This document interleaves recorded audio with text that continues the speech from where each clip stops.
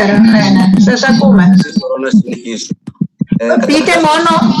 Πείτε μας μόνο την ιδιότητά σας. Όλα το ξέρω, ναι. Λέω Μιχάλης Παναγιωτίδης, είμαι εκπρόσωπος της κίνησης ενεργών πολιτών Καλαμαριάς και σας ευχαριστώ πάρα πολύ που μου δίνετε την ευκαιρία να τοποθετηθώ σύντομα, ομολογώ, στο μεγάλο αυτό ζήτημα το οποίο απασχόλησε σήμερα το Δημοτικό Συμβούλιο.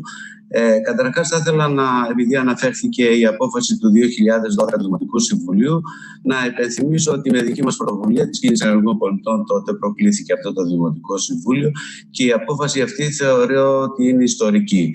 Και θα πρέπει να υπάρχει ένα σοβαρός λόγος με βάση τον οποίο να αναιρεθεί η απόφαση αυτή. Πολύ δε περισσότερο από δημοτικούς συμβούλους, συναδέλφους, οι οποίοι συμμετείχαν και εκείνη την περίοδο και υπεψηφίσαν αυτή την απόφαση. Όσον αφορά το θέμα, θα βάλω μερικά ερωτήματα. Καταρχάς, αποδεχόμαστε ότι η Μαρίνα αποτελεί ένα περιουσιακό στοιχείο του Δήμου Καλαμαριάς. Μπορεί να μην είναι αυτή τη στιγμή στην ιδιοκτησία του Δήμου Καλαμαριάς, αλλά de facto είναι ένα περιουσιακό της στοιχείο. Επίσης, το άλλο ερώτημα είναι, θα πάρετε μια μεγάλη απόφαση σήμερα, η οποία μπορεί να καθορίσει για πάρα πολλά χρόνια την τύχη της περιοχής και την διαμόρφωση όλου του φυσικού χώρου και του τοπίου. Είμαστε αποφασισμένοι να δεσμεύσουμε για 40 χρόνια το χώρο αυτόν. Επίσης, το βασικό ερώτημα και της κίνησης είναι το εξής.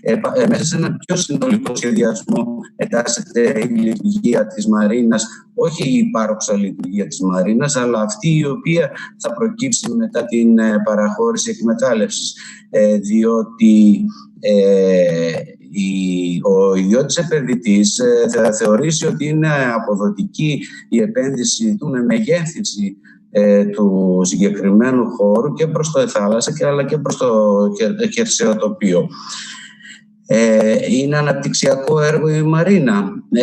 Αναφέρθηκε προηγουμένως από πάρα πολλούς, τουλάχιστον 2-3 επικεφαλής και δημοτικούς συμβούλους, ότι θα αποτελέσει εφαλτήριο ανάπτυξης για όλη την παραλία, για όλη την παραλιακή ζώνη ή μοχλός ανάπτυξης για όλη την οικονομική δραστηριότητα. Πού τα στηρίζουν όλα αυτά και πώς βλέπουν ότι μια λειτουργία Μαρίνας θα αποτελέσει μοχλό ανάπτυξης για όλη την οικονομική δραστηριότητα. Άρα, για να γίνει κάτι τέτοιο θα πρέπει να υπάρξει ένα μεγαλόπνοο σχέδιο, το οποίο αυτή τη στιγμή η υπάρχουσα Μαρίνα δεν μπορεί να επιτελέσει ένα τέτοιο στόχο και να τον υλοποιήσει. Το κέρδος του Δήμου ποιο θα είναι από την όποια παραχώρηση εκμετάλλευσης? Τι έχει να κερδίσει ο Δήμος από όλη αυτή την συνένεση την οποία, όποτε βλέπω, υπάρχει στο Δημοτικό Συμβούλιο? Το λέμε παραχώρηση εκμετάλλευση, στην ουσία είναι μία πώληση, διότι υπάρχει αντίτιμο, υπάρχει αντίκρισμα. Το οποίο στην περίπτωση της Μαρίνας της Χίου ήταν 6,5 περίπου εκατομμύρια, του Αλήμου ήταν 50, θα προκύψουν 20 εκατομμύρια για το δημόσιο, όμως όχι για το Δήμο. Ας κάνουμε όμως και ένα διαχωρισμό. Άλλο είναι η πώληση ή η παραχώρηση εκμετάλλευσης και άλλο η αξιοποίηση.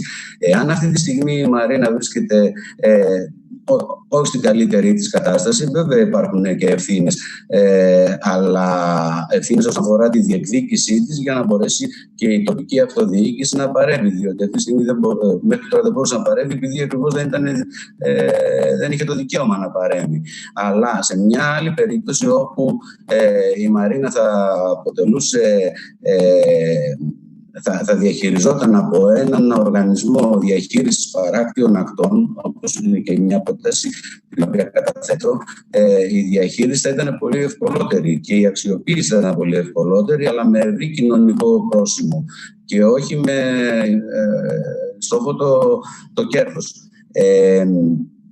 Και γιατί να μην ζητηθεί η παραχώρηση όπως υπάρχει και στην απόφαση του 2012, αλλά και θα υπενθυμίσω και σε ένα ψήφισμα που είχαμε βγάλει ένα χρόνο νωρίτερα, το 2011, που Και σε εκείνη την περίπτωση λέμε ακριβώς το ίδιο και δεν το γνώριζαν οι συνάδελφοι οι οποίοι αναφέρθηκαν προηγουμένως. Γιατί όχι παραχώρηση στην τοπική αυτοδιοίκηση, αφού έχουμε το παράδειγμα του Κόβρα εδώ στην Καλαμαριά και της παραλιακής ζώνης στην Πάτρα, που έγιναν πρόσφατα. Για ποιο λόγο να μην το παλέψουμε προς αυτή την κατεύθυνση? Παίρνουμε υπόψη μας ότι υπάρχουν μέσα στο χώρο αυτό 13 στρέμματα στα οποία εκκρεμεί προσφυγή στο Συμβούλιο Επικρατείας από το 2014, την οποία είχαν υποβάλει ο Σύλλογος Κατοικιωτών, αν θυμάμαι καλά, συγγνώμη αν κάνω κάποιο λάθος, και η Οικολογική Κίνηση Θεσσαλονίκης, ότι υπάρχει 1,5 στρέμμα που κοντάζεται στα ανταλλάξιμα.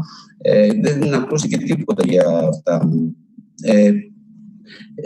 Να μην μας διαφεύγει ότι η μεγέθυνση, η οποία θεωρείται βέβαιη ότι θα συμβεί και στο θαλάσσιο και στο κυριολεκτικό τμήμα της, είναι επεμβάσεις στο φυσικό τοπίο που θα αλλοιώσουν το χαρακτήρα του και βέβαια εδώ σίγουρα θα υπάρξουν και άλλου είδους επεμβάσεις.